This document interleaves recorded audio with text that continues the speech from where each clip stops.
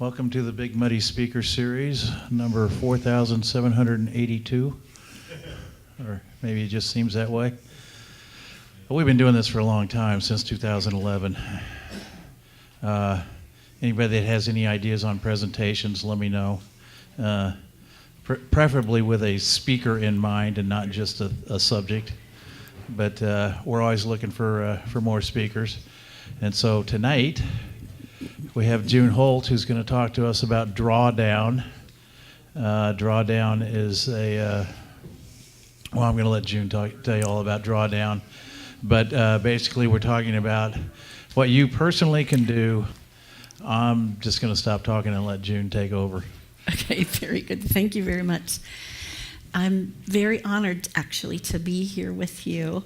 I had the pleasure of learning about the Big Muddy initiative recently when I helped Holly Hughes disassemble the globe, and so that's how the connection was made. And I want to get a sense of who's here with us, and then we'll dive into the material. And so I know that all of you are connected to the Rivers Initiative, but I want to get a sense of how many of you have, let's see, I'll ask two questions. If you would raise your hand for one or two, if you have a sense that you know about climate change and you know it's urgent and important, but you just haven't had time to really delve into it or deal with it and face it, or if you're somebody who is already engaged in issues around climate change, very knowledgeable. So I just want to get a sense. So if you're someone who's just kind of putting your toe in the water and not real knowledgeable about it, but really want to make it more of a priority, raise your hand. Hi, so I can see ya. Thank you. And then for those of you who are pretty experienced and already engaging in climate change in a big way, wow, we've got a great group that's already engaging. How many of you have either read of or heard of the book Drawdown and the Drawdown Initiative, Project Drawdown? Thank you very much. I see you over there too. Okay, so some of you read the introduction to whatever degree you read the invitation. I'm part of a group of people called the Kansas City Drawdown Pioneers, and we heard about the Drawdown Initiative through Omega Institute a year ago in the fall, and we found out that the Pachamama Alliance was doing a pilot project in the spring. Has anybody heard of the Pachamama Alliance? The word Pachamama is from the Quechua language of the Peruvian and Ecuadorian Andes, and it means the sacred presence of the earth, the sky, the universe, and all time. It's loosely translated as Mother Earth. So the Pachamama Alliance is doing a global initiative to get widespread engagement in reversing climate change. And so that's why you're here this evening. I'm going to tell you all about that as we explore what's possible. And this is our home. We are creatures on and of the earth. And our agenda tonight is just welcoming you, welcoming me, welcoming the intention that we have for the evening. And we'll touch on our mission, both tonight and the Kansas City Drawdown Pioneers mission. And then we'll talk specifically about the possibility of actually reversing global warming. And then what's next for you as an individual after we've been through the whole evening, and then I'll bid you adieu. We want to invite you to consider and be able to see by the end of the evening that reversing global warming is actually possible, and that you have an important role to play. It's not the same as anybody else's role. It's not big or small, it's your role. And then to discover what your next steps will be going forward from the evening. So this next video is produced by the University of Arizona, and it is the quickest orientation overall to Drawdown that we've been able to find. And it starts by looking at how we're all familiar with thinking about climate change and global warming, and it's often we're opposing it, we're fighting it, we're going to resist it, we're going to mitigate it. This is the context that we live inside of, which is portrayed in the beginning of the video. And then we'll move into, well, what if there's another possibility about how to respond to and how to relate to global warming? Antarctica, the world's greatest freezer, is melting. The Earth is doomed. How will humans fight back before our cities are inundated? And we're running out of time. Now that was scary, right? But that's how most people get their information on climate change. Now we're not saying that the science is inaccurate. Yes, there is a problem, which is rising carbon in the atmosphere, which has history of going up and down. Here's where humans came in. Here's where we started burning oil, gas and coal. And here's where we are today. In fact, the actual level of carbon dioxide equivalent is 490 ppm. So yes, that's the problem statement. But is it game over? Or are there solutions to address this? Global warming has been in the public sphere for more than 40 years. Our atmosphere seems to be getting warmer. This is bad? Well, it's been calculated a few degrees rise in the Earth's temperature would melt the polar ice caps. But no one has mapped out concrete solutions to reverse global warming. Well, until now. Environmentalist Paul Hawken started a small organization in Sausalito to map out the solutions.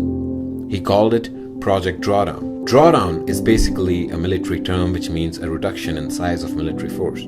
But he defined drawdown as reduction in the carbon in atmosphere. Also, the term drawdown establishes a goal that was basically missing from climate change discussions. They didn't have money, so they sent out calls to universities, and college students from 22 countries and 6 continents showed up as drawdown research fellows, and with the help of 120 advisors, they came up with 100 solutions that are in hand and practical to reverse global warming. What did they do? They did the math.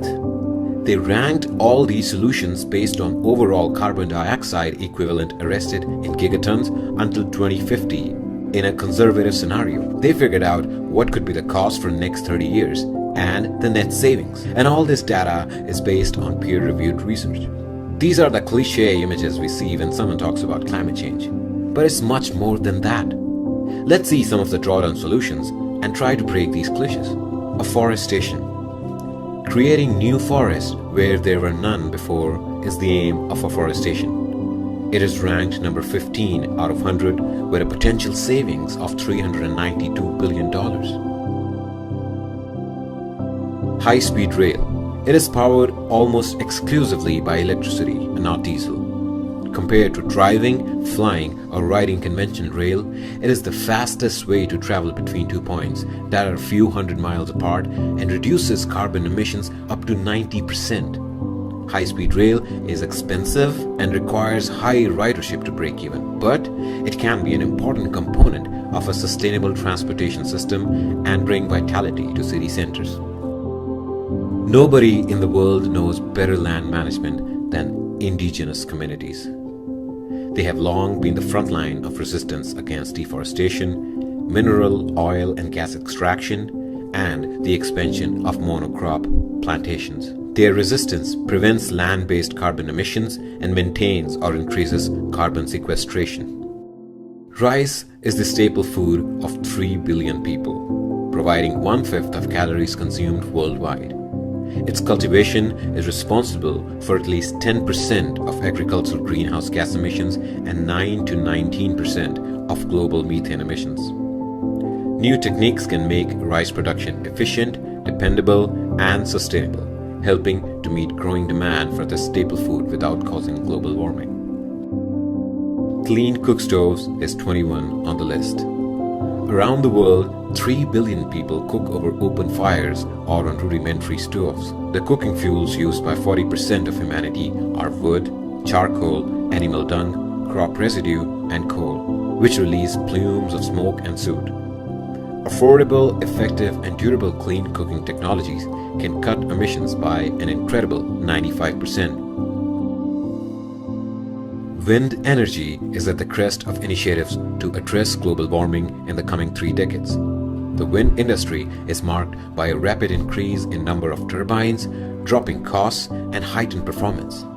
In many areas, wind is either competitive with or less expensive than coal-generated electricity. Onshore wind turbine is the number 2 solution, and offshore wind turbine is number 22 on the list. Combined together, they become the number 1 solution to reverse global warming.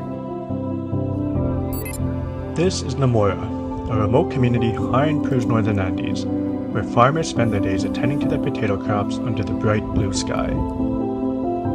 People here used to rely on candles for a bit of light after dark, when temperatures can drop to near freezing. But a few months ago, solar panels were installed on their small adobe homes, providing enough electricity for a few light bulbs, a cell phone charger, a radio, and a television. The switch has brought big social and economic benefits. And just like that, rooftop solar is replacing kerosene and providing electricity to people in rural South America and parts of Africa. Rooftop solar will gain popularity as the cost of panels falls, driven by incentives to accelerate growth and economies of scale in manufacturing. Rooftop solar is number 10 on the list. Waste production multiplied tenfold over the last century and will likely double again by 2025. Half or less of that waste is generated at a household level. Recycling can reduce emissions because producing new products from recovered materials often saves energy. Managing household waste tends to be the responsibility of city governments or of informal waste collection in lower-income cities. Leading cities have achieved recycling rates of 65% or more. Household recycling is number 55 on the list. There are 20 solutions out of 100 which are coming attractions and have great potential for drawdown. Marine permaculture is an innovation to restore natural ocean overturning circulation, a process that brings nutrient-rich waters to the sea surface and restores aquatic plant and animal productivity. Floating kelp forests could sequester billions of tons of carbon dioxide while providing food, feed, fertilizer, fiber, and biofuels to the world. According to a 2014 study, building with wood could reduce annual global emissions of carbon dioxide by 14 to 31%. Conventional wisdom suggests that wood and high-rise buildings are incompatible and that flammability is an issue. But processing and manufacturing technologies in wood is challenging those limitations. New, high-performance products are more fire-resistant, as well as more cost-effective and stronger than ever. These cows are eating seaweed. Isn't that cool? See? Seaweed. The cows. There's another one over here. A team of scientists in Australia have tested a wide range of seaweeds mixed with feeds in artificial cow stomachs, and they have found out that a species of red algae reduced methane production from livestock by 99%. This would reduce the amount of soy, corn, and grass required as feed to the cows. Project Drawdown also found some very surprising solutions based on their overall ranking, like reduced food waste, which is number 3 on the list. 1/3 of the food raised or prepared does not make it from farm or factory to fork. The food we waste is responsible for roughly 8% of global emissions. There are a number of ways to address this issue. In lower income countries, improving infrastructure for storage, processing, and transportation is essential. In higher income regions, major interventions are needed at the retail and consumer levels. Beyond addressing emissions, these efforts can also help to meet future food demand. Plant-rich diet is number 4 on the list. Shifting to a diet rich in plants is a demand-side solution to global warming that runs counter to the meat-centric Western diet, which is on the rise globally. Plant-rich diets reduce emissions and also tend to be healthier, leading to a lower rates of chronic diseases. Education lays the foundation for vibrant lives for girls and women, their families, and their communities. It also is one of the most powerful levers available for avoiding emissions by curbing population growth. Women with more years of education have fewer and healthier children and actively manage their reproductive health. Educated girls realize higher wages and greater upward mobility, contributing to economic growth. Their rates of maternal mortality drop, as do mortality rates of their babies. They are less likely to marry as children or against their will. They have lower incidence of HIV, AIDS, and malaria. Their agricultural plots are more productive and their families better nourished. Today, there are economic, cultural, and safety-related barriers that still impede 62 million girls around the world from realizing their right to education. Educating girls is surprisingly number 6 on the list. Related with educating girls is family planning, the number 7 solution. Securing women's right to voluntary, high-quality family planning around the world would have powerful positive impacts on the health, welfare, and life expectancy of both women and their children. It also can affect greenhouse gas emissions. Based on carbon dioxide equivalent reductions, educating girls and family planning are number 6 and number 7 solutions respectively, compared to the number 1 solution, refrigerant management. However, if we combine number 6 and number 7, it becomes the number 1 solution.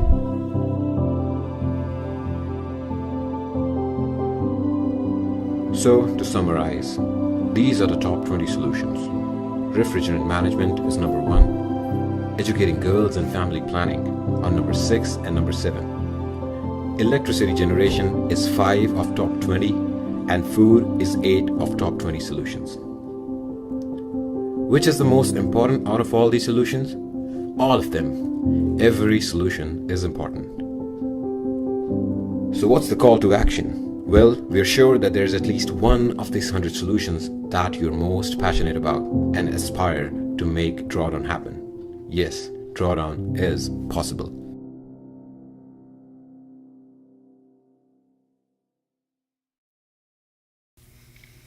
So when you think about the process of how change or transformation or cultural shifts, paradigm shifts take place, if you think about something that you've gone through, ask yourself the question, which comes first, the problem or the solution? Which comes first, the problem or the solution? The problem. Very good, very good. And so you see that there is a problem, and you also see that there's something that you personally can do to address the problem. You're actually not going to participate in the solutions, right? So step back and think about, some of you may know the Intergovernmental Panel on Climate Change, a global institution that measures the science and publishes reports about the state of the science about climate change. When they came out with their 2013 report, some of you may know it, they just came out with their newest report. I think it was last week or the week before. And it looked like everything was accelerating, and none of the models had predicted how rapidly the changes and the dangers were coming. And a lot of thinkers and activists kind of gave up. They said, game over, we can't win. And actually, Paul Hawkins said, some of his friends said, we're moving to Vancouver. We can't do this. These are some of the thought leaders who are on the front lines for the last 30, 40 years. And so some of you may know Paul Hawkins. He's the editor of this book and the instigator of this project. We'll hear from him in just a minute. He said, what if we look at the situation through a different lens? And what if we redefine what the problem is? As we heard, most of what we hear, how we're educated, how we come into contact with climate is through the lens of there's something wrong, it's terrible, it's hopeless, it's impossible, and then change the subject. And so Paul said, he got some of his colleagues together and said, what questions should we ask? And they said, well, where are the solutions to climate change? And you'll hear him talk about it if you actually do a Google search on climate change solutions before Drawdown came out. People just didn't have any good answers, and he'll talk more about that. And so he took some of his own retirement money and put out a call to research institutions around the world, he and his partners in Sausalito. And they said, hey, you want to write the equivalent of a PhD dissertation in the next 6 to 9 months and get a $1,000 stipend for it?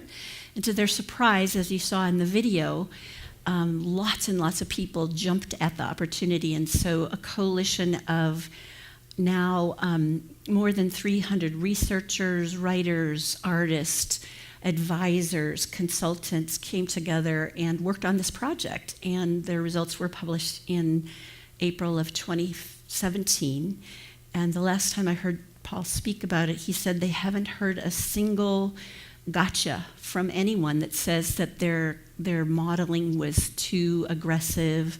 They really went conservative so that they could actually look for what are the solutions of climate change. Where are they? Who knows what they are? So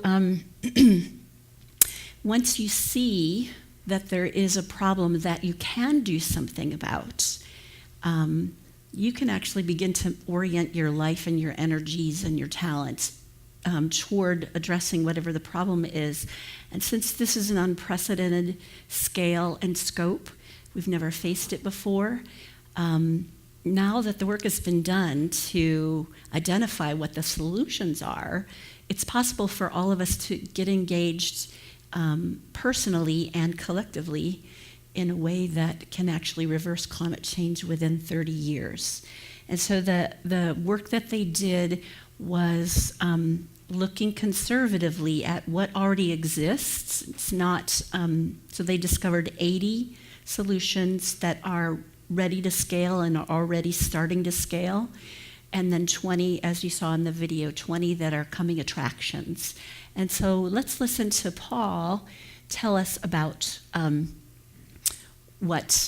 tell us more information about how, and again, we want to shift our relationship to global warming from fear, from we got to mitigate it, we got to fight it, we got to stop it, the fear-based, and we want to look at an orientation of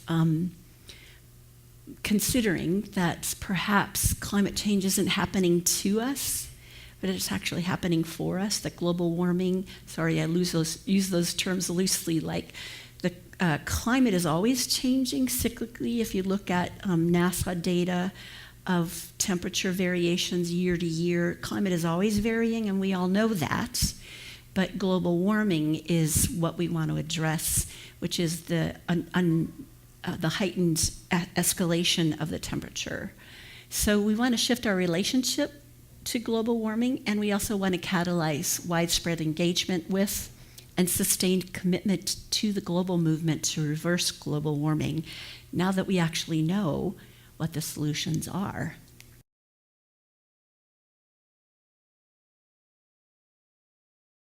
If you Google the top 10 solutions to climate change, top 20, 30, 40, 50, you name a number, but the top ones, what you get are proverbs.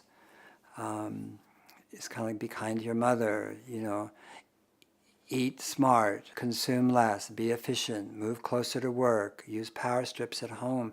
I mean, things that are definitely sensible, make total sense, but also give you a sense that we're screwed. Because you know the enormity of the problem, the challenge that exists, it makes you feel sort of hopeless, actually. Most of the solutions in the world that are being proffered to people are about people's beliefs, whether they're from experts or they're from activists or they're from institutes or NGOs.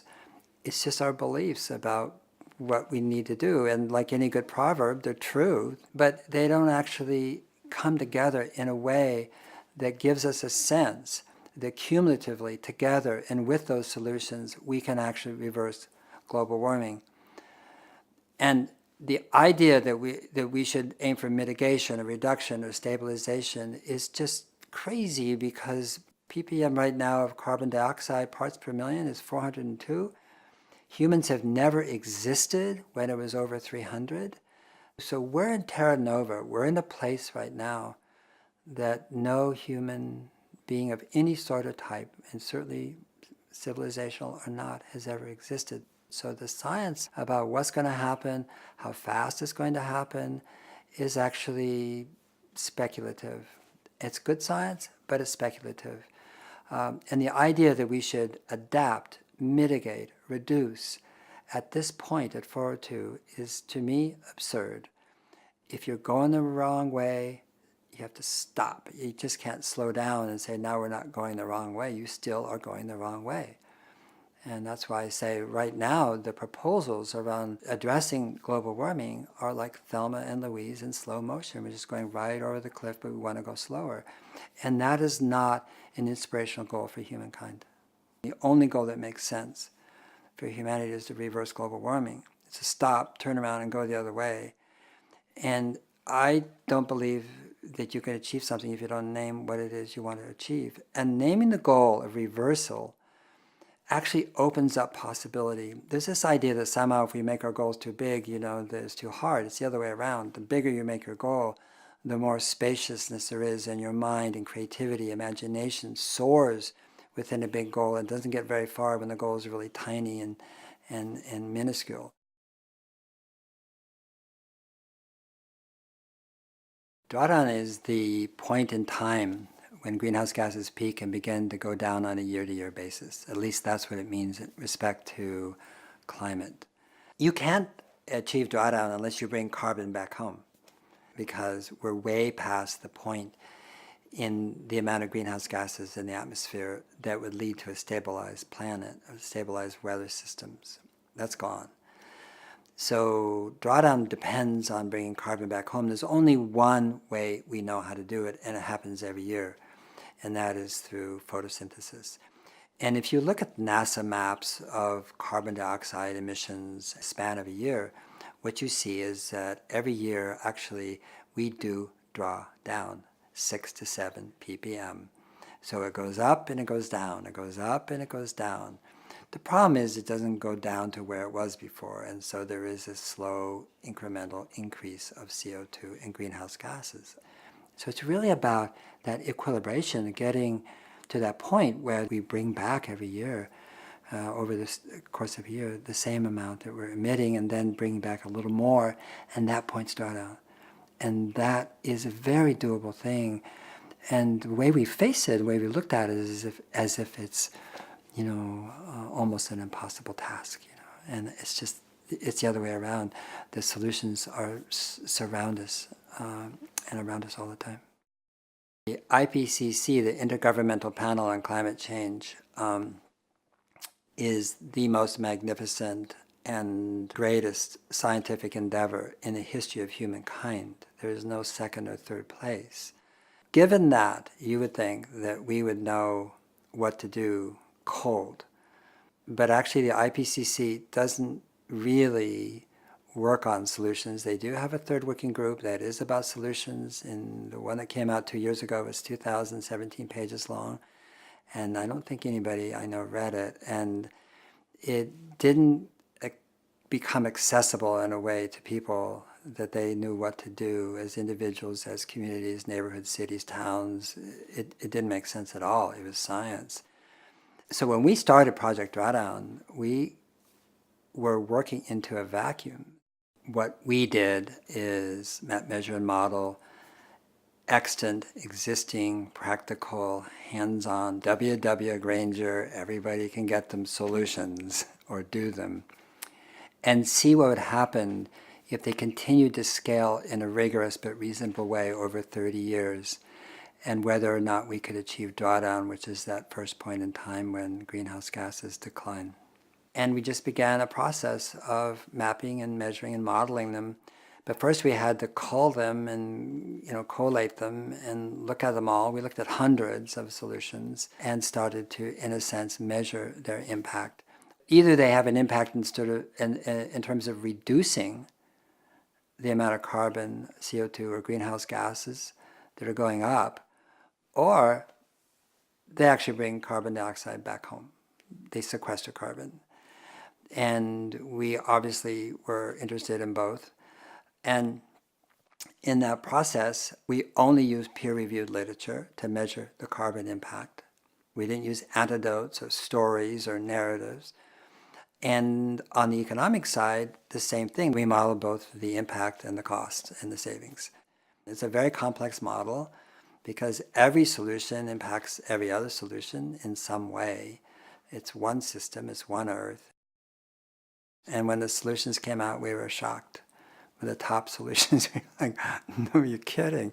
And we didn't even see it coming, actually. You would imagine, or at least I think most people imagine, that the top solutions would be solar and wind and electric vehicles, don't cut trees and stop eating beef, you know. and there's some truth to that, but not as much as you think. The top solution is actually refrigerant management, which is so prosaic, but the hydrofluorocarbons used in air conditioners and refrigerators are thousands of times more powerful in their greenhouse warming potential as our CO2 gases. And so a small release of those has a much, much bigger impact. And the second one was onshore wind, which I think not unexpected or not surprising. The third one, biggest solution, is reduce food waste. And that surprised us. And when you think about it, we use 10 calories for every calorie we eat. We have an extraordinary agricultural system in terms of how much energy it uses and wastes. It's not just the production of the food, it's the cold chains, it's the trucking, it's the stores, it's the grab and go cases, you know, it's like driving to the store, it's going back home, it's the packaging, it's the plastic. Our food system is very energy intensive.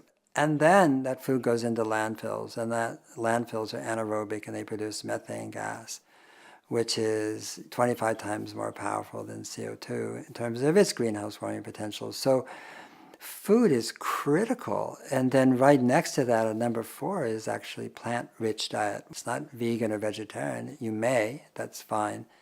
But it's a reduced meat diet for sure, to the level where actually it's healthy. And then number 5 is protecting and restoring tropical forests. Number 6 is educating girls. It's the girl effect. It's been talked about much. And if she goes beyond 10th grade, she becomes a woman more on her terms. She's educated. Her choices, her reproductive choices change. They earn more money and put the resources into fewer children. So they're now on a cycle of well-being, so to speak. And then number 7 solution is family planning. Those two combined, if you put them together, are the number 1 solution to global warming, which is empowering girls and women. And all I can say to that is, who knew? It's not a solar panel, it's a woman.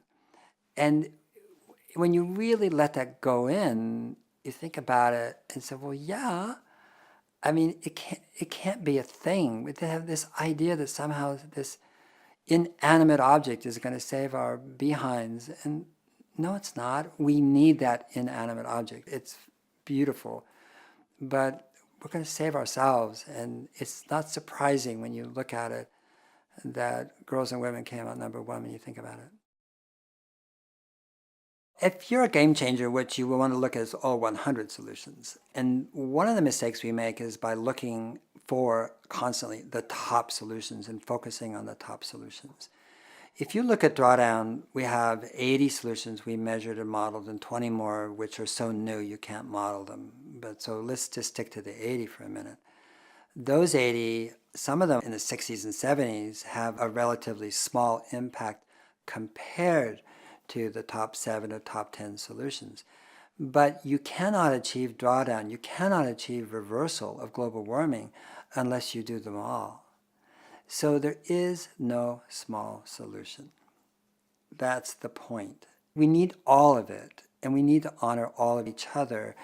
And so when somebody looks at that list, it's what resonates with them. Everybody could probably resonate with food waste, just unconsciousness about purchasing, consumption. Okay, so where do they make sense to you? Where do they make sense to your community? Where do they make sense to your village, or to your town, or to your company, or to your city, or to your state, or your province, or your farm, or your grassland, or your cows? It depends on who you are, where you are, your culture.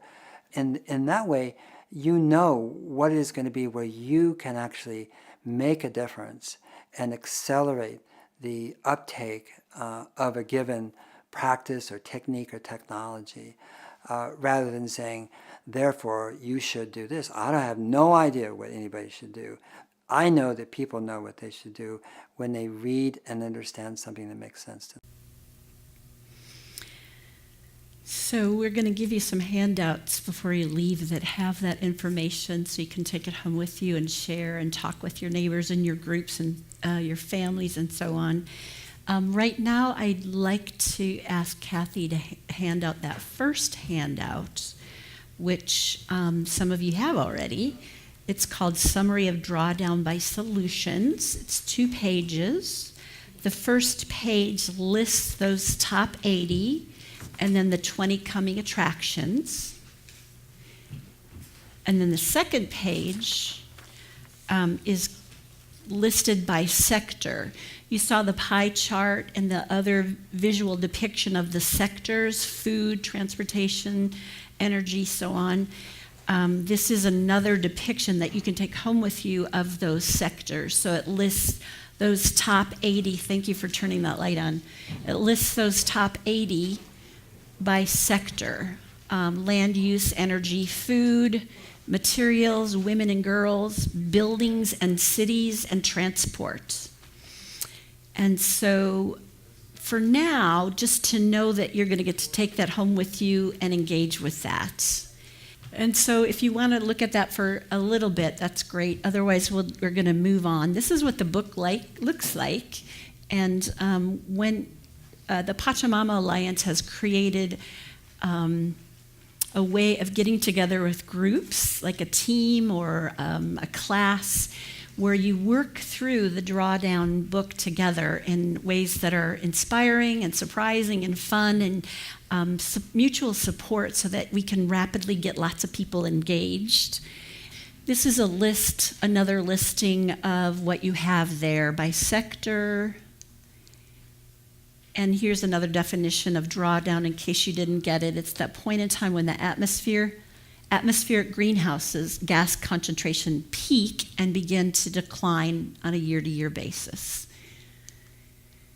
The top 20, which you've seen twice now. Here are a couple of examples, and just to reiterate and make sure everyone's catching on here, through their modeling, they did 3 different categories of modeling and to run the numbers and then rank the median. So everything is ranked according to how much CO2 is reduced when you scale this action up over 30 years' time, and then it's ranked amongst all the actions.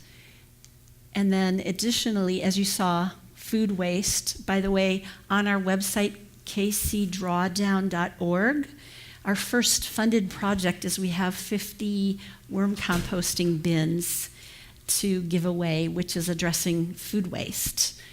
And you can see the telepresence is most of the actions that are able to be quantified according to their cost and the net savings. That's also a part of what you'll see and why they're ranked the way they are. So let's hear what Paul has to say further.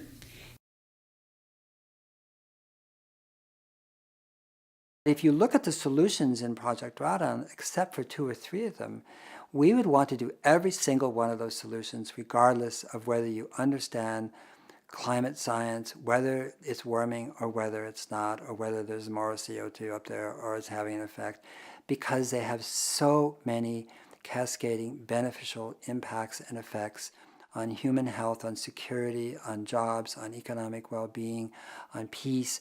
The list goes on and on and on. So the solutions to reversing global warming are the solutions to many things. They engender economic and ecological regeneration. In other words, they bring more life back to people, place, planet, animals, diversity, forests, oceans, fisheries, you name it. And they do it in such a way that actually people benefit. That is, it's not over there and you stay poor over here. It actually brings those two together, those who lack and the carnage, the destruction that's being visited upon our living systems, both up in the air, in the atmosphere, all the way down to the bottom of the ocean. There has been a silver bullet mentality in the climate movement, as if there was some magical solution, that would solve it all, or pretty much all of it. And there still is that mindset. The real game changer are people and communities and human beings. Those are the game changers, because it's our game, we created it. We're the only ones that can change it. Technology can't change the game. So when we went out, we had the same question I think everyone has, which is, well, what should I do? What should we do? What we do know, given the science, is that the odds are really long. And my attitude is, let's take them. Cool. I like long odds. It's very motivating. And you just accept them. It's not a matter of saying, well, I want even odds or better odds. No, they're just odds. And to me, it's a question of whether it's game over or game on. This is a game on moment as opposed to a game over moment. And what we are doing, smaller we, is reflecting back to humanity its collective wisdom. And what we're saying is, actually, we are on the case. That it's not as though we're numb and dumb and stupid. We actually do know what to do. We are doing it. We modeled what is. That's why we know it's possible. And in so doing, we're trying to reflect back to the greater we that we're on the case. Not only do we know what to do and are doing it, but humanity is just extraordinarily brilliant and such genius in us, And what's coming, that is what we didn't model, is extraordinary. And if you can't get from that a sense of well, it's game on, then you should probably do something else. But for me, and for I think everybody who's been touched by it and who's touched it by creating it, there is a sense that the odds are irrelevant. For game changers, there's a quote in the book, and it says, the one thing we haven't looked at is our mind. It's our thinking. Our thinking caused it. And when you change your thinking, it's a completely different world. You see a completely different world. And part of that is to understand that there is possibility in a way that is grounded, science-based, practical, doable right now.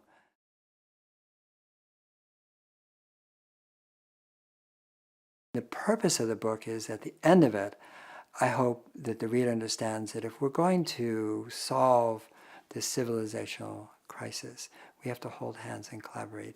And to do so, we have to actually listen to those people who deny, people who don't believe, quote, quote, to people who think the science says something else. And that is how we create a change, not by dividing, not by polarizing, not by polemics, not by anything that it says that others are other. In other words, that you're other, you're not as good, as well, as important, as meaningful, as contributing as these people over here.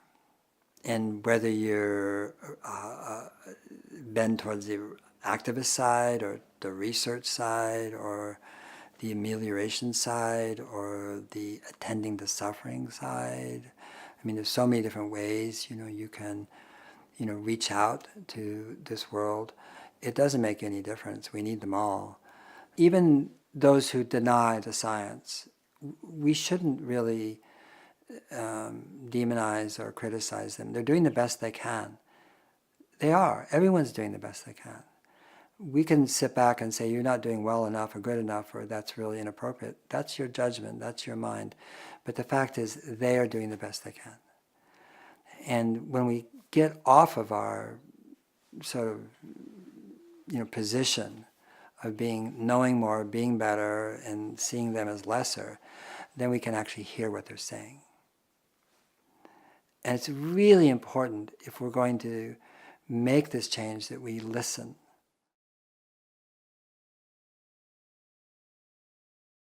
Is global warming happening to us or for us? Because if it's happening to you, you're the victim, you're the object, you got born at the wrong time, short end of the stick, not fair, you want to sue Exxon, you want to make somebody wrong, you want to demonize, you want to blame somebody else for how you feel and what's happening. It's not a great place to live or be or think or create. And if it happens for you, if global warming happens for us, what does that mean? First of all, it means that it's beautiful feedback. It's feedback. If without feedback, we really suffer and get stupid at least. And not only is it great feedback, but it tells us what to do. It feeds our imagination, it feeds creativity, it feeds innovation, and it feeds a meaningful life. And you couldn't have a more meaningful life than to take on the greatest crisis human civilization has ever faced. And it's like, here, I have a gift for you.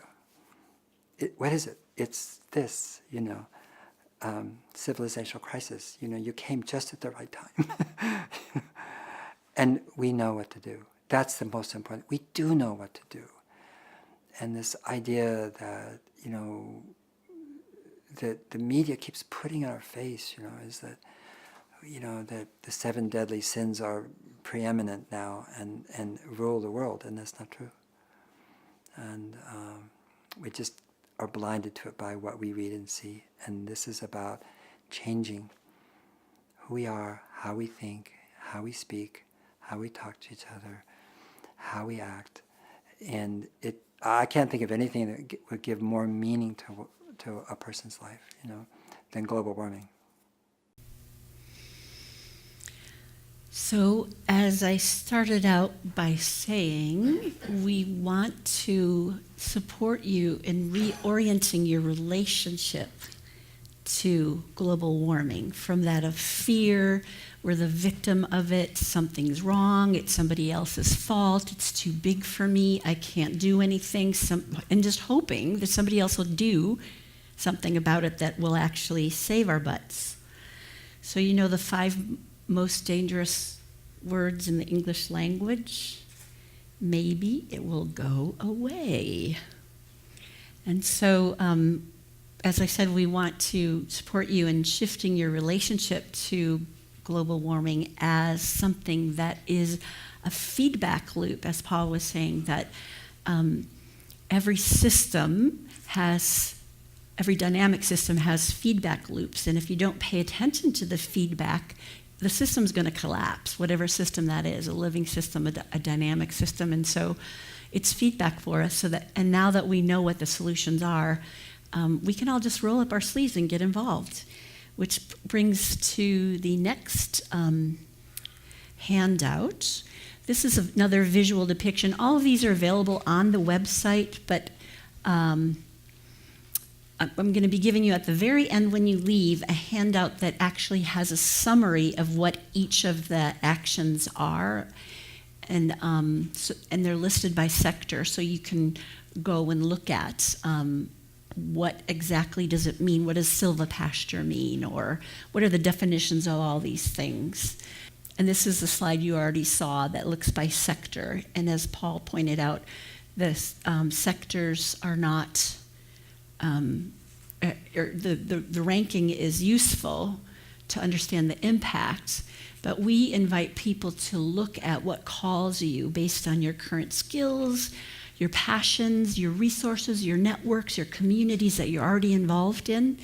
And we know that you are already engaged in very important work related to the environment, related to rivers, and the health of our rivers, which is our blood system of the earth, and whatever else you're involved in. We want to invite you to consider how you can incorporate the news that Drawdown is possible, and that it's the new relationship that you have with it, thinking of it as a feedback system, and how can you map that onto what you're already doing.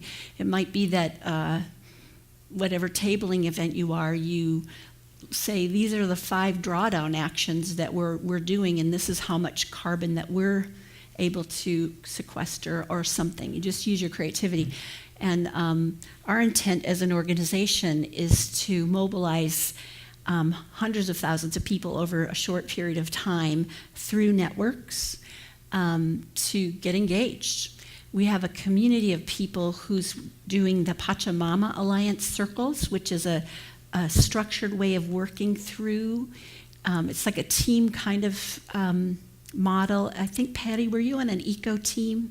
It's something like that, where your team gets together and there's videos that you watch and some content, and then you have a homework assignment, and then you come back to the next gathering and share what you learned with everybody on your team. And so everybody rapidly learns more, and we gain momentum and excitement and passion for what we're involved in. That's a 5-session series that you go through at your own pace.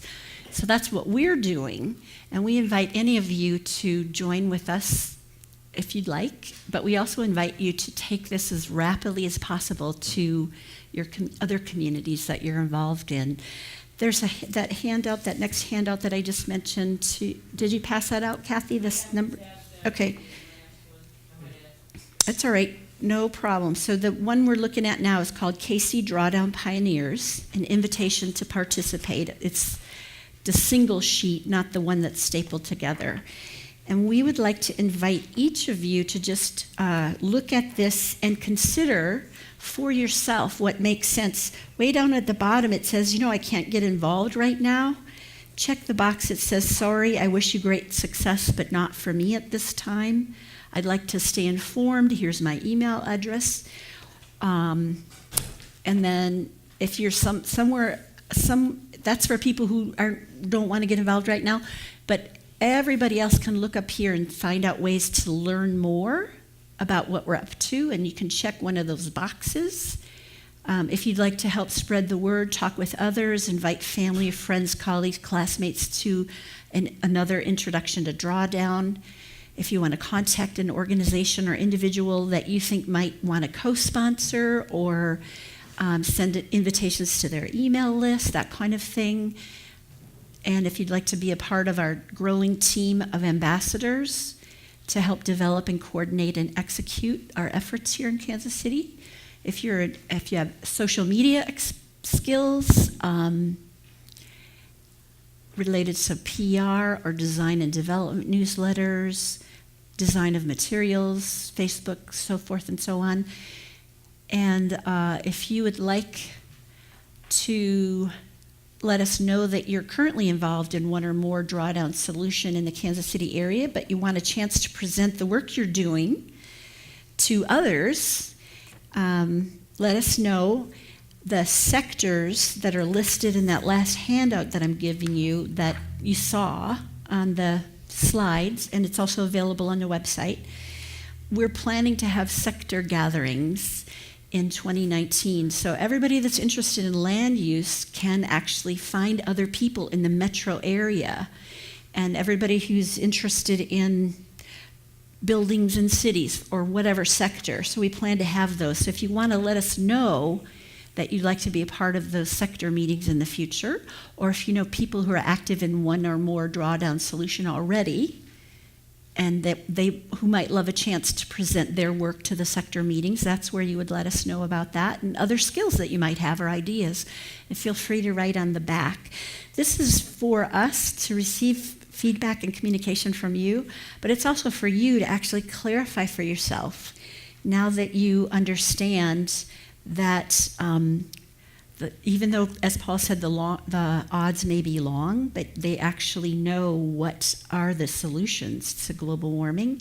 Now that you know that, and you can see it as a feedback rather than something to make you afraid and avoidant, now that you know that, clarify what it is that you'd like to do as your next step in not going home tonight, oh, wasn't that a good presentation, and getting busy and forgetting about it. So take a couple minutes for yourself to look at this handout. I have some pens if people don't have pens, and we'll collect them at the end if you'd like to give feedback to us. And if you'd like to take it home with you, that would be okay too, but we really want your feedback. And I have a short cord, so somebody want to take the pens around. Any questions or concerns? Are we supposed to have those now? Have what? The paper you just talked about. Yes, yeah, the drawdown solutions, that's the one that we want you to have right now. It's blue on the top. It's a single sheet. And those categories that I just read to you are what's on the sheet. And so we want you to just take a couple of minutes to listen to your own heart and think about your own skills and talents and resources and networks, and clarify for yourself what your next steps are as you leave this evening.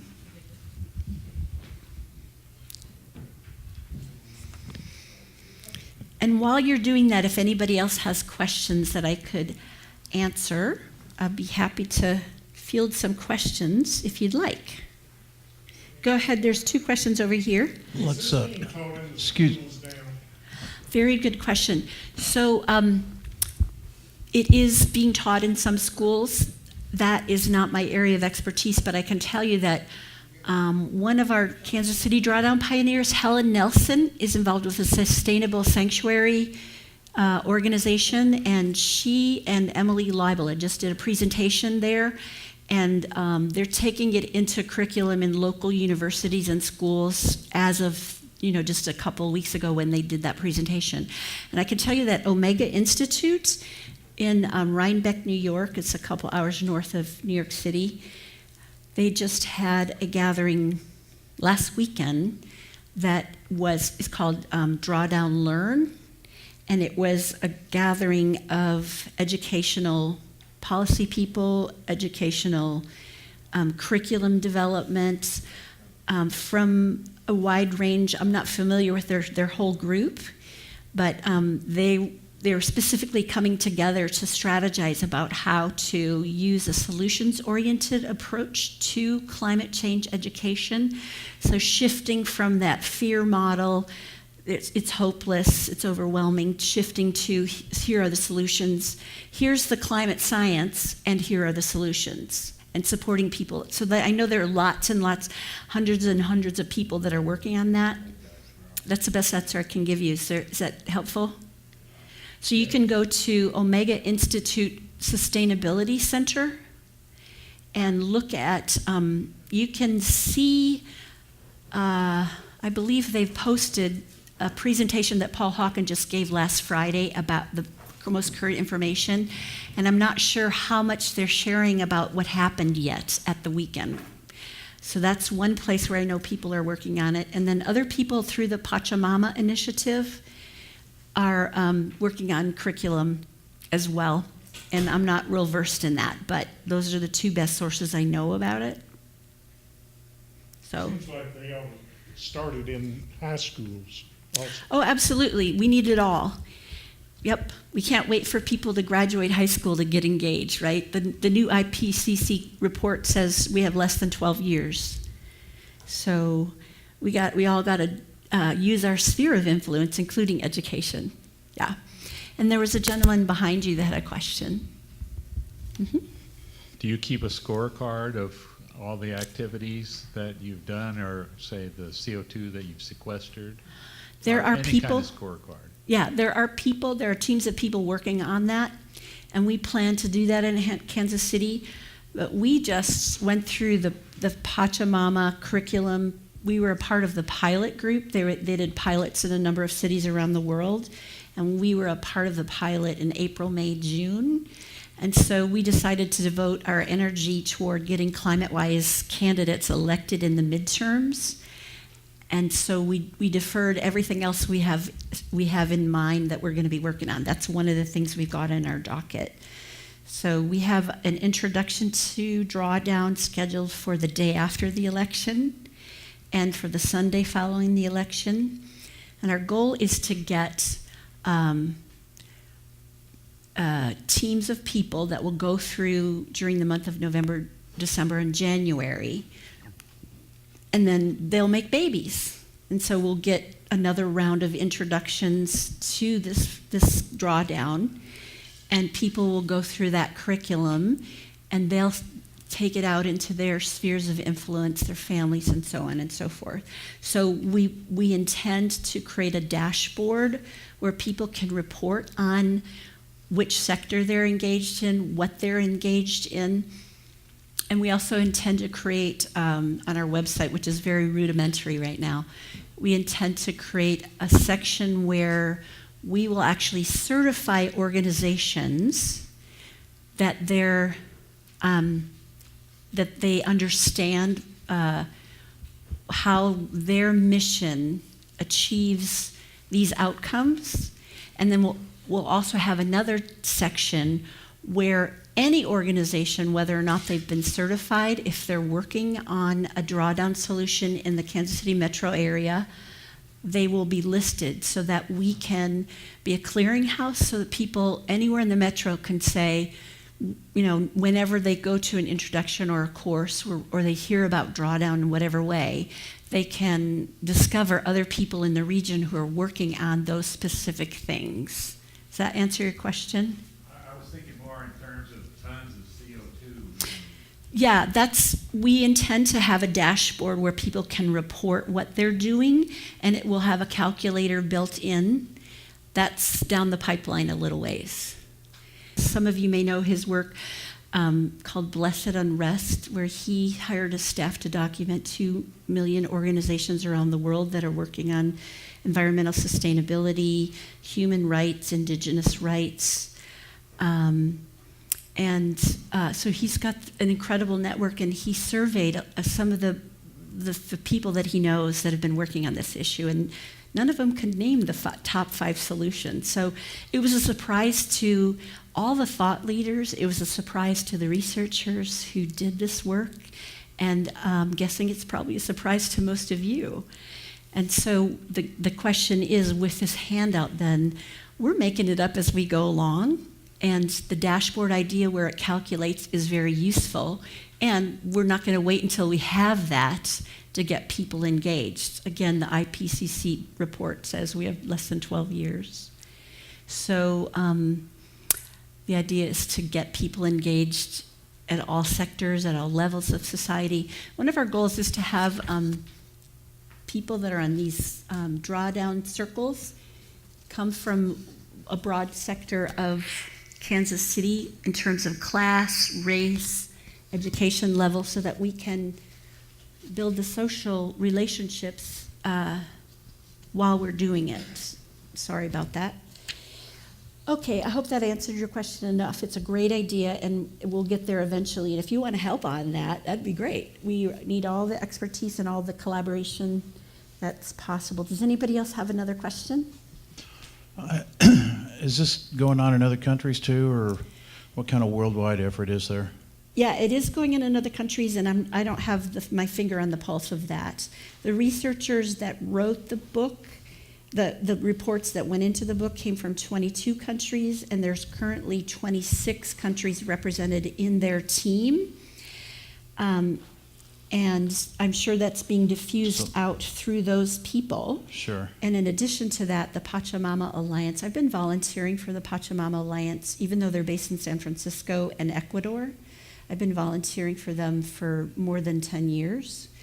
And they have a network of more than 5,000 facilitators that lead a workshop called Awakening the Dreamer, Changing the Dream.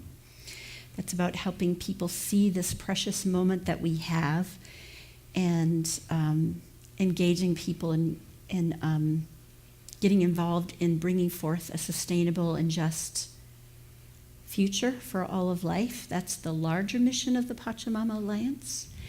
And their focus is really turned now to drawdown and these drawdown circles. And so they're diffusing it out through those. I know there's more than 80 countries that have had this Awakening the Dreamer, Changing the Dream Symposium, and the 5,000 facilitators, of which I'm one.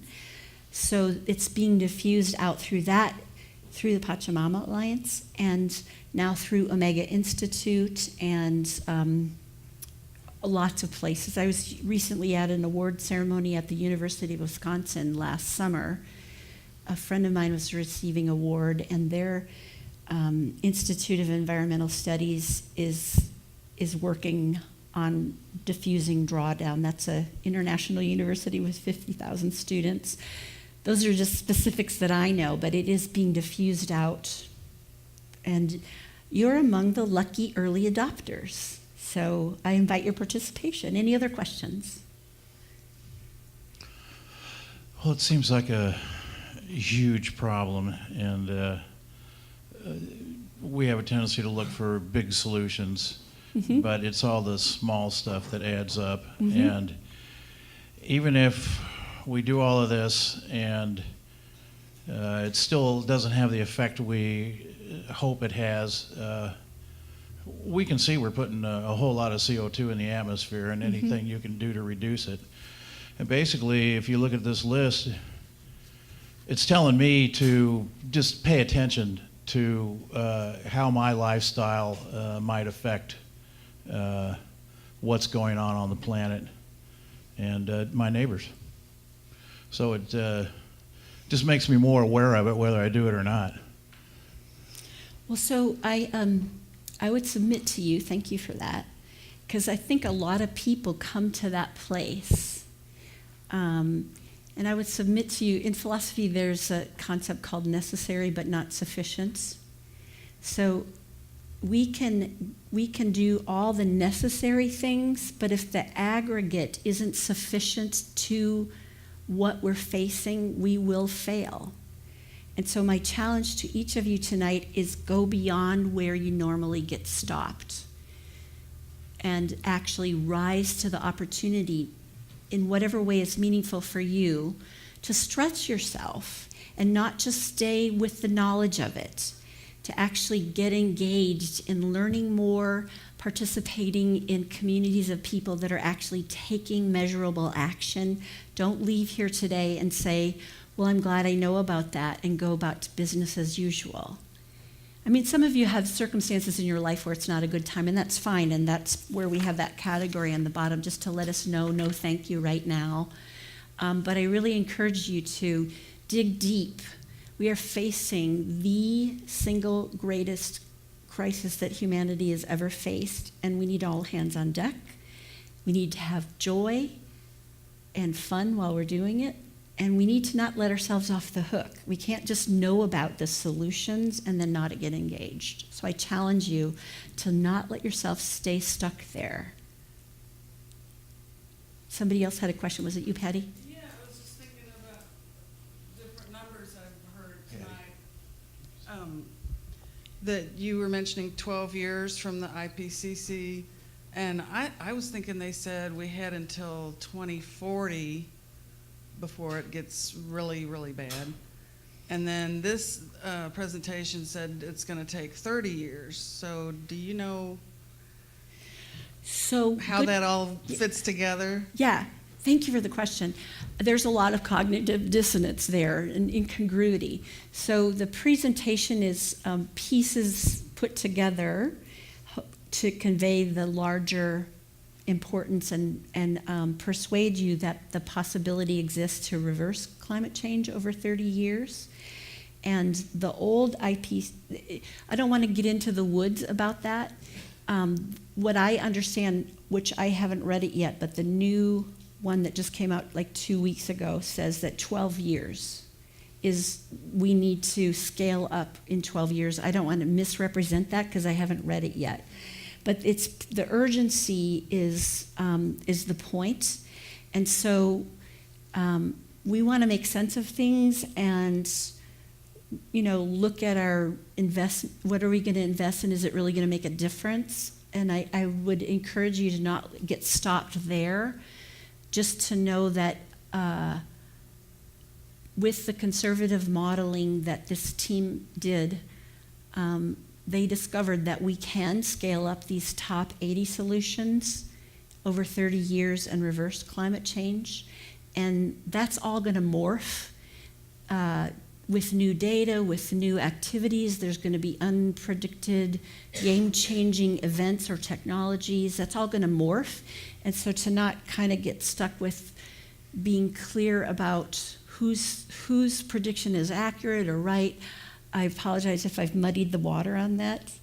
Pun intended, muddy rivers. But the point is that we now know that the solutions are known and we know how we can get engaged.